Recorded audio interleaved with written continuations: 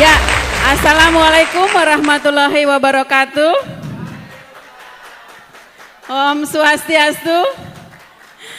Salam sejahtera untuk kita semua. Namo Buddhaya, Rahayu, Rahayu, Rahayu. Apa kabar Bapak Ibu? Pagi luar biasa. Kita selalu luar biasa. Apalagi yang hadir hari ini, seperti yang disampaikan oleh Bapak MC tadi, teman kita adalah orang-orang yang luar biasa. Ya, baik, salam kenal. Saya Ibu Ayu. Nama panjang saya Bu Sang Ayu Nyoman Kerti. Ya, jadi kalau di Bali itu Sang itu kasta, Nyoman itu anak nomor 3. Jadi simpelnya nama saya cuman pendek Kerti aja sebenarnya. Jadi karena ada embel-embelnya jadi panjang ya. Jadi cukup dipanggil Ibu Ayu aja karena saya udah punya 3 orang anak. Ya, terima kasih. Jadi terima kasih kepada Iron Man dan Iron Lady yang sudah memberikan kesempatan kepada saya hari ini untuk sharing, untuk berbagi ya, untuk berbagi cerita. Ya, mudah-mudahan nanti apa yang saya sampaikan bisa menginspirasi teman-teman semua. Nah, ini foto saya. Semoga tidak ada yang kecewa karena mungkin aslinya tidak seperti yang difoto ya. Iya, jadi ini kemarin saya di Filipina. Ya, jadi Filipina itu salah satu adalah impian saya. Kurang lebih impian saya sama dengan Mbak Ani. Pingin jalan-jalan ke luar negeri dan sudah terwujud oleh MGI. Ya, jadi Bapak Ibu, sukses atau tidaknya jatuh bangunnya seseorang, jatuh bangunnya sebuah bisnis, jatuh bangunnya sebuah negara, bahkan jatuh bangunnya dunia itu tergantung dari pola pikir atau mindset yang ada di kepala kita. Ya, jadi di sini saya ingin menjelaskan kepada teman-teman bahwa mindset itu adalah modal utama dalam menjalani kehidupan ini, terlebih lagi di dunia network marketing. Nah, mindset inilah yang tertanam di kepala saya sehingga pada tanggal 27 Juli 2019 seseorang menawarkan peluang bisnis. Tepatnya seseorang menawarkan sebuah produk yang luar biasa kepada saya, pola pikir yang positif yang ada dalam diri saya karena saya ingin mendapatkan sebuah perlindungan terhadap keluarga saya, maka saya memutuskan untuk bergabung di MGI. Jadi sekarang sudah masuk tahun ke-6 saya bergabung ya, dan luar biasa apa yang ada di pikiran saya saat itu bahwa ini adalah produk yang bisa melindungi keluarga saya, ternyata memang benar-benar saya dapatkan. Walaupun memang saat itu tidak ada penjelasan bahwa ini sebuah MLM. Saya bergabung karena produknya, saya ikut gerakan donasinya. Makanya di situ saya tidak pakai kacamata karena saya beli kacamata hanya untuk anak dan suami saya. Anak saya senang main HP, kemudian suami saya ada Pterygium. Jadi saya beli untuk mereka. Nah, di sini gabung Juli, Agustus saya membawa 19 anak ke MOM. Saya berdiri di luar, tidak masuk ke dalam. Kemudian di September saya membawa 21 anak yang calon penerima donasi. Belum juga saya tahu kalau ini MLM. Nah, sebelum acara berakhir, saya ngintip ke dalam. Ternyata di situ ada Pak Antoni lagi gambar bulet-buletan. Nah, zaman dulu beda Pak momnya. Zaman dulu mom di awal itu masih membahas ada bisnisnya. Di situ saya baru tahu bahwa ini adalah MLM. Sampai di rumah saya cerita kepada suami, saya bilang ternyata kacamata ini MLM. Nah, suami saya menyambut dengan sangat semangat karena tahu bahwa saya itu mata duitan. Ya, jadi suami saya itu dengar-dengar bahwa di MLM itu uangnya banyak. Jadi mulai dari 2019 sampai saat ini, puji Tuhan, suami saya selalu mendukung kegiatan saya kalau sudah ada hubungannya dengan MLM yang duitnya besar. Ya, itu jadi itu yang saya syukuri sehingga sampai saat ini saya tetap mendapatkan support yang luar biasa dari suami dan juga keluarga saya. Nah, tahun 2019 akhir setelah saya menyadari bahwa ini MLM, di bulan September untuk pertama kalinya saya mensponsori orang. Jadi kanan satu, kiri satu. Tetapi ada sebuah fakta yang mungkin kita semua mengalaminya pasti ya, yaitu COVID-19. Jadi COVID-19 ini disinilah yang kemudian sempat membuat mindset saya pada saat itu agak melemah. Karena apa? Karena upline saya menghilang, downline saya menghilang, crossline saya juga menghilang. Jadi hanya tinggal saya satu-satunya yang berdiri di MGI di Bali saat itu. Ya, sempat saya kemudian meninggalkan MGI, saya ke konvensional. Karena apa? Karena kebutuhan saya setiap bulan itu adalah minimal 5 juta dalam 1 bulan. Itu minimalnya. Kenapa? Karena saya punya anak autis. Anak autis adalah anak mahal. Tidak boleh kita mengatakan kepada anak autis bahwa sabar ya nak, bulan ini ibu nggak punya uang. Mereka tidak paham. Yang ada di pikiran saya bagaimana supaya kemajuan yang sudah dapatkan terhadap anak saya tidak mundur kembali gara-gara saya tidak punya uang. Nah, mulailah saya mengerjakan pekerjaan konvensional seperti ini. Saya teleponin teman saya, apa yang kamu butuhkan? Butuh beras saya bawakan, pokoknya dari A sampai Z, apapun kebutuhan teman-teman saya penuhi, saya bawakan. Termasuk peternak, petani, siapapun yang saya temukan, saya selalu tanya, Pak mau beli apa? Ayo saya beliin. Saya telepon teman saya, kamu berasnya tinggal berapa kilo? Kalau dia bilang tinggal sedikit, jangan beli beras nanti saya bawakan. Saya naikin Rp1.000 per kilo. Itu yang saya lakukan selama COVID-19. Nah ini di lampu merah, ini adalah setiap hari saya berhenti di lampu merah, itu merasa seperti saya punya dunia sendiri. Kalau orang punya me time untuk memikirkan kemana arah ke depannya, me time saya adalah di lampu merah. Karena di situ adalah kesempatan saya untuk mengadu kepada Tuhan bahwa hari ini uangnya enggak cukup. Saya kesempatan untuk memanggil almarhum bapak saya di lampu merah.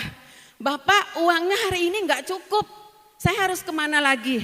Setiap kali menghitung uang seperti ini itu air mata selalu netes karena sudah pasti kalau cuma hanya berjualan kerupuk, berjualan dupa, berjualan baju, dari mana datangnya 5 juta per bulan? Impossible ya Bapak Ibu, tidak mungkin. Nah, jadi lampu merah sampai sekarang kalau lihat lampu merah, saya selalu teringat sebelum saya menjalankan MGI. Kenapa harus menangis di lampu merah? Karena setelah itu harus masuk rumah orang, berjualan harus senyum, menawarkan sesuatu supaya dibeli harus senyum, harus bahagia, harus senang. Mungkin gak kita masuk ke rumah orang dalam keadaan menangis? Gak mungkin kan? Jadi begitu lampu hijau kita harus langsung pasang muka tersenyum. Masuk ke semua orang yang ada, kalau di Bali namanya pelinggih, tempat sembahyang. Asal ada tempat sembahyangnya saya masukin, saya bawakan dupa. Kadang dicurigai, ibu kok tahu dupa saya habis? Ibu tahu dari mana dupa saya habis? Sebenarnya yang pola pikir yang ada di kepala saya, pokoknya saya harus bawa uang. Hari ini bapak saya di alam sana pasti membantu saya untuk mendapatkan uang. Itu yang selalu ada di pikiran saya, sehingga apapun yang ada, saya hari demi hari belajar untuk merubah ketakutan menjadi keberanian. Takut masuk rumah orang jadi berani. Takut menawarkan jadi berani. Karena apa? Karena keraguan itu setelah menjadi percaya diri, saya bisa memenuhi 5 juta itu. Itu impian saya. Tapi nyatanya memang hukum manusia berbeda dengan hukum Tuhan. Tidak mungkin, tidak masuk akal saya bisa mendapatkan 5 juta hanya berjualan beras. Tapi entah bagaimana kalkulator yang di atas sana, waktunya saya bayar uang sekolah anak yang autis selalu ada uang. Jadi tetaplah berjalan di dalam nama Tuhan, ya. Nah, jadi kemudian setelah babak belur rasanya dari pagi, betul Bapak dipukul oleh kenyataan. Setelah babak belur, pergi pagi, pulang tidak tahu jam berapa, saya mulai berhenti sejenak. Saya duduk di pinggir sawah, nggak tahu sawahnya siapa. Di situ saya berpikir, masa sih hidup saya begini-begini terus? Sampai kapan saya harus jungkir balik untuk mendapatkan biaya? Di situ saya berdoa, ya Tuhan, kirimkanlah sebuah bisnis. Kirimkanlah sebuah bisnis yang menghasilkan minimal 5 juta dalam 1 bulan. Itu saja Tuhan. Saya nggak akan beli kebutuhan saya nggak akan membeli apapun, baju kayak impian saya nggak akan, saya hanya butuh 5 juta aja. Dan ternyata pada saat itu Tuhan jawab, datanglah upline kita semua, Pak Trianto ke Bali. Beliau mengingatkan kepada saya, kenapa Bu Ayu harus bingung-bingung, kan ada MGI. Tapi Pak Tri di Bali jangankan kacamata harga 2 juta sekian, beli beras aja susah Pak. Tapi Pak Tri mengatakan ketika Bu Ayu merasa bahwa itu bisa, itu akan bisa dilakukan. Kenapa tidak dicoba? Kacamata ini tidak basi, kacamata tidak kedaluarsa, kacamatanya bagus, kenapa tidak dicoba? Ayolah dicoba, saya akan bina. Yang penting Bu Ayu mengatakan iya, saya pastikan saya akan bina. Walaupun beliau ke Bali hanya 1 bulan sekali, seperti itu ya. Nah kemudian mulailah saya mengganti doa saya. Saya mulai belajar bersyukur, terima kasih Tuhan, Engkau kirimkan seseorang untuk mengingatkan saya di MGI, mudah-mudahan ini adalah jalan saya. Ketemukan saya dengan orang-orang yang tepat. Akhirnya saya diketemukan dengan Pak Bude pertama kali, kemudian dengan Ibu Sekjen, Ibu Utami dan juga Pak Kesumo di tanggal 30 Oktober 2020. Dari situ kepercayaan diri saya kemudian mulai tumbuh lagi. Saya menjalankan MGI itu membabi buta Bapak Ibu. Tahu membabi buta? Tidak peduli apapun itu karena di Bali PPKM, tapi kami perginya ke gunung-gunung. Kalau di kota PPKM kan ditutup ya. Kita perginya ke gunung-gunung. Naik tanjakan, kita pergi ke tempat-tempat gelap. Kita orang menghindari yang namanya istilahnya isolasi mandiri, kita sengaja mendekat ke isolasi mandiri tersebut karena kita punya produk yang luar biasa. Orang yang tidak berani ke dokter pakai produk kita, puji Tuhan mereka teratasi kesehatannya dari mulut ke mulut, kemudian bergulung seperti itu. Sekali lagi saya sampaikan, ketika kita punya mindset, ketika kita punya pola pikir yang benar, yang mendukung langkah-langkah kita, semuanya itu penolakan tidak ada artinya ya. Nah, dari situ saya belajar bahwa sukses bukan milik orang yang pintar. Saya bukan seorang networker, saya ibu rumah tangga. Tetapi saya mendengar bahwa di network itu akan mendapatkan penghasilan tak terbatas. Ketika saya pola pikirnya positif dan itu pun terjadi pada hidup saya. Ya, kalau paling awal tapi milik bukan orang yang paling awal, tapi milik yang berani dan tidak pernah berhenti. Jadi ceritanya di Bali itu MGI itu pada saat saya gabung orang sudah naik panggung dapat liontin emas. Saya baru duduk di pojok dan tanpa pengalaman multi level. Tetapi karena rajin belajar dari mentor kita, saya pun menjadi bisa gitu ya. Masalahnya bukan bisnisnya, tetapi cara berpikir kata Pak Tri. Walaupun bisnis MGI ini sudah berjalan setahun di Bali, tapi kalau kita selalu berpikir bahwa hari ini adalah hari pertama kita mengenal MGI, kita akan menjalankannya dengan lebih mudah gitu ya. Mega plan-nya MGI itu memiliki mega plan yang luar biasa, siap dikerjakan siapa saja, kapan saja dan di mana saja. Jadi kadang-kadang kita di Bali itu closingnya bisa jam 1 pagi, bisa dini hari, bisa malam hari seperti itu ya. Jadi bisa dikerjakan oleh siapa saja dan di mana saja. Orang yang sukses adalah yang berani menghadapi tantangan, penolakan, diremehkan, dikucilkan. Siapa di sini yang tidak pernah ditolak? Semuanya pernah ditolak.